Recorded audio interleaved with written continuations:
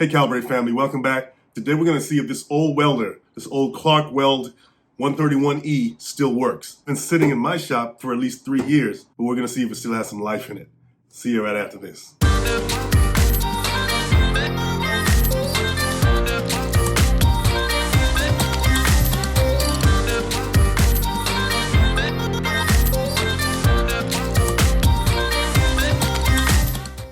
Hey guys, welcome back to the Calibrate Tools and DIY channel. What you see before you is a welder, an older welder at that. It's a Clarke Weld 131E. I bought it from a guy maybe about 2-3 years ago, and it's been sitting on the shelf ever since. And I said one day I'll do a video on it, I'll test it out and see how it works. And I'm gonna cut to the chase. It didn't turn out too well, and it could be various reasons for that. Let's talk about it. This is a stick welder, and the output of a stick welder is measured in amps. And this dial right here is how you turn up the amps or turn them down.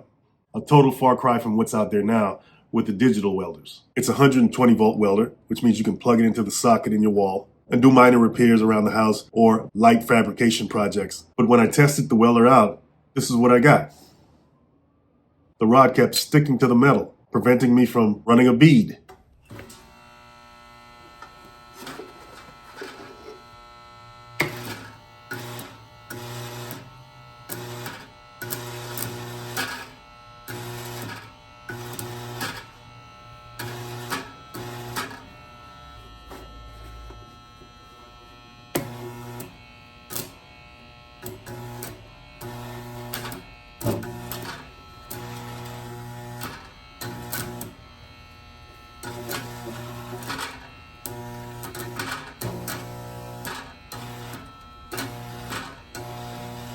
Now, one reason the rod may stick to the metal is because the amperage is too low. But as I adjusted the amperage even all the way to its max, it still stuck to the metal. That's why you may want to start at a high amperage and work your way down until you find that sweet spot. And of course, you want to have some scrap metal around to dial in your settings before touching the real work. But even as I adjusted the dial, it still didn't help. So this type of welder is supposed to accommodate different sized rods, from 1/16 to 1/8. This rod is an 8. It's a 60/11, all positions. That simply means that you can weld in all positions with this. Just a quick side note, guys. Most rods are going to be designated in this fashion. This is an E6011, like I said. The E stands for electrode. The 60 is the tensile strength. That simply means how strong that weld's going to be using this rod. The 1 designates a position. In the welding world, 1 means all positions. 2 means flat position and a horizontal fillet position. And the number 4 means flat position, horizontal position, vertical down position, and overhead. So this is number 1. It can do all of that and more. The last 1 represents the type of coating and the current. In this case, it means it can be used with AC power sources like we're doing in here. All right, back to our problem.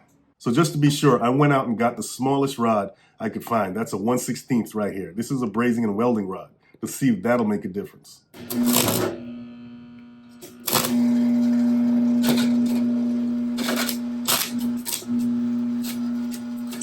All right, guys, here's a quick lesson. If it starts to stick on you, just release it up here and then wiggle this.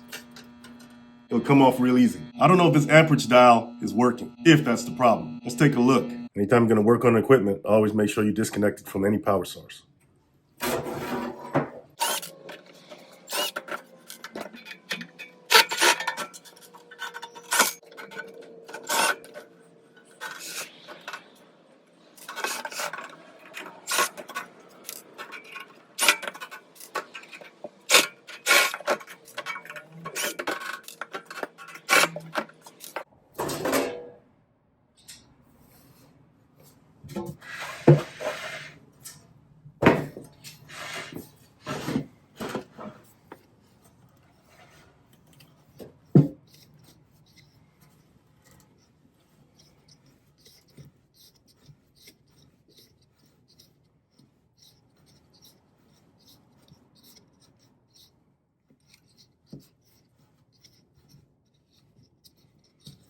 The dial seems fine. But look at the cobwebs. You see how old this thing is? It's very important to do spring cleaning on your welders. If it starts collecting dust, it can affect its performance. That's the capacitor right there. You definitely don't want to touch that. It can hold a charge even though the welder is disconnected. These old welders are pretty much transformers, and you're able to adjust the amperage or the output of it just by turning this dial here. All right, guys, just want to give you another perspective on the welder here. These older welders are pretty much transformers. You got the switch right here.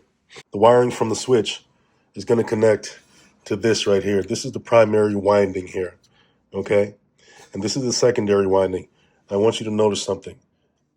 The secondary winding's width is much bigger than the primary windings.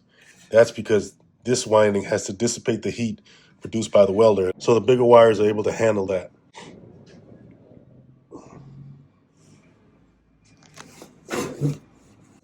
When you turn the dial,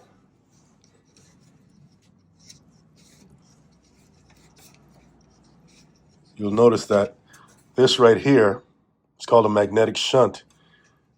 It's extracted from the transformer. If you turn it the other way, it starts to go in.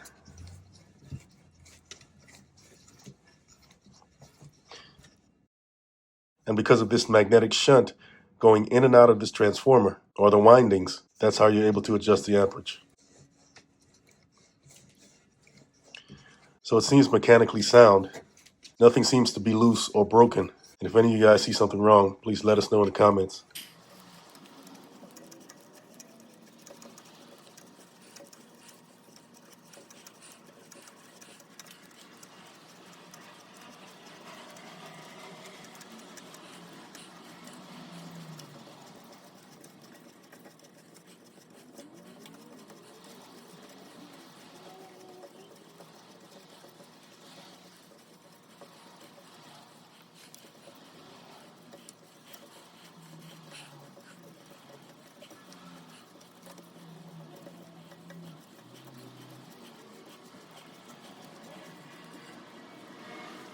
Okay, so that's enough troubleshooting for now, but I want to go over a couple more things about welding that you should know when it comes to your machine. Every machine has a duty cycle. There's a limit to how long you can weld at maximum output before the welder starts to overheat and shut down on you. So your goal is to stay within the parameters of that duty cycle. It's usually expressed in a percentage. So for this Clarke welder, it has a duty cycle of 30%. That's 30% of 10 minutes. So you have 3 minutes to weld at a maximum output of 130 amps before the machine starts to overheat. So just keep that in mind. Another issue that can cause sticking is simply technique. When you're getting ready to stick weld, you can either start the weld by tapping the rod onto the metal, and that usually ignites the rod. Or you can do quick sweeping motions. Not having that technique down is definitely going to cause sticking. You always want to make sure that the surface that you're welding is clean and prepped to prevent contaminants from getting in your weld. No, I'm not done with this welder yet. To be continued. Hi guys, I know sometimes when it comes to those home improvement projects, it can be overwhelming and you just don't know where to start.